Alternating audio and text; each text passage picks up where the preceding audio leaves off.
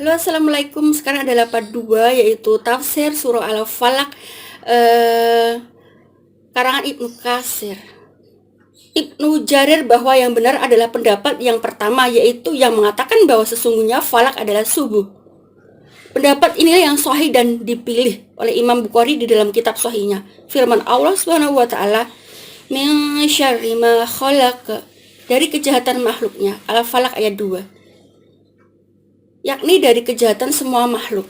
Sabit Al-Banani dan Al-Hasan Al-Basri telah mengatakan bahwa Jahanam, iblis dan keturunannya termasuk makhluk yang diciptakan oleh Allah Subhanahu wa taala.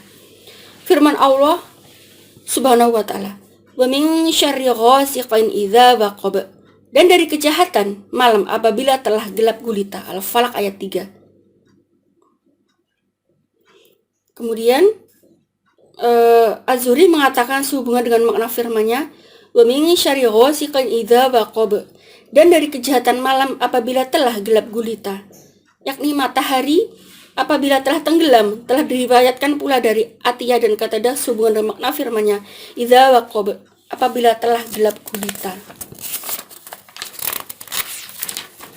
yaitu malam hari bila telah pergi. Abu Mizan mengatakan dari Abu Hurairah sehubungan dengan makna firman-Nya, "Wa min syarri ghasiqin idza waqab", dan dari kejahatan malam apabila telah gelap gulita. Al-Falaq ayat 3. Bahwa makna yang dimaksud adalah bintang. Ibnu Sa'id mengatakan, dahulu orang-orang Arab mengatakan bahwa al-ghasiq artinya jatuhnya bintang suraya. Berbagai penyakit dan taun mewabah seusai jatuhnya bintang suraya dan menjadi lenyap dengan sendirinya bila bintang suraya terbit. Yang dimaksud dengan jatuh ialah tenggelam. Kemudian dari Abu Hurairah dari Nabi Shallallahu Alaihi Wasallam sehubungan dengan makna firman-Nya, "Wa min syarri ghasiqin idza waqab", dan dari kejahatan malam apabila telah gelap gulita. Al-Falaq ayat 3.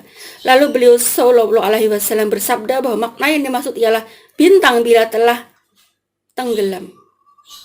Menurut hemat predikat marfu, hadis ini tidak sahih sampai kepada Nabi Shallallahu Alaihi Wasallam. Ibnu Jarir mengatakan, ulama lain mengatakan bahwa makna yang dimaksud ialah rembulan.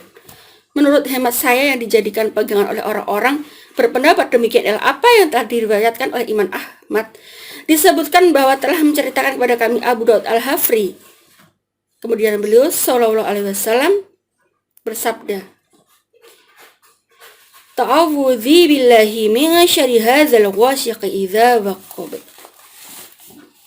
Mohonlah perlindungan kepada Allah dari kejahatan rembulan ini apabila telah tenggelam. Kemudian Imam Turmuzi dan Imam Nasai telah meriwayatkan di dalam kitab tafsir mengatakan bahwa hadis ini sahih. Gitu. Lafaznya berbunyi, "Ta'awudzi billahi min syarri hadza fa inna hadzal ghasiqa idza waqab." Mohonlah perlindungan kepada Allah dari kejahatan rembulan ini, yaitu apabila ia telah tenggelam.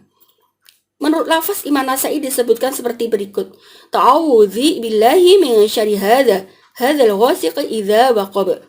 Mohonlah perlindungan kepada Allah dari kejahatan rembulan ini, yaitu apabila ia telah tenggelam. Kayak gitu ya. Jadi orang-orang yang mengatakan bahwa pendapat pertama mengatakan bahwa rembulan merupakan pertanda malam hari bila telah muncul. Dan ini tidaklah bertentangan dengan pendapat kami.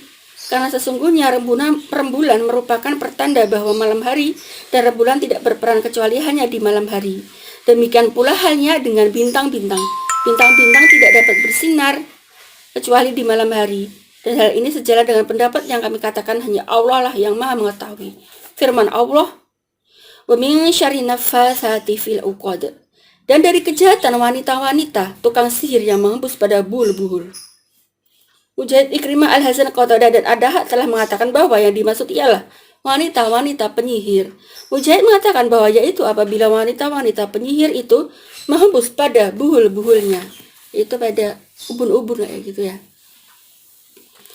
Kemudian Ibnu Jarir mengatakan telah menceritakan kepada kami Ibnu Abdul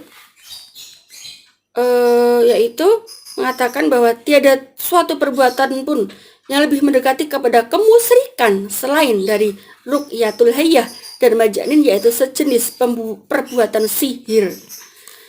Kemudian di dalam hadis lain disebutkan bahwa malaikat Jibril telah datang kepada Nabi, ia lalu berkata, "Hai Muhammad, apakah engkau sakit?" Nabi SAW jawab, "Ya." Jibril berkata, yakni berdoa, "Bismillahi urqika min kulli da'in yu'adzik wa min syarri kulli hasidin iwaqain Allahu yashfi." Dengan menyebut nama Allah, aku meruqyahmu dari semua penyakit yang mengganggumu dan dari kejahatan setiap orang yang dengki dan kejahatan pandangan mata. Semoga Allah menyembuhkanmu. Barangkali hal ini terjadi di saat Nabi SAW sakit akibat terkena sihir. Kemudian Allah SWT menyelamatkan dan menyembuhkannya dan menolak rencana jahat para penyihir dan orang-orang yang dengki dari kalangan orang-orang Yahudi. Lalu menimpakannya kepada mereka dan menjadikan kehancuran mereka oleh tipu muslihat mereka sendiri sehingga mereka dipermalukan. Tetapi sekalipun mendapat perlakuan demikian, Rasulullah SAW tidak menegur atau mengecam pelakunya di suatu hari pun. Bahkan beliau merasa cukup hanya meminta pertolongan kepada Allah dan Dia menyembuhkan serta menyehatkannya, menyelamatkannya. Amin. Alhamdulillah.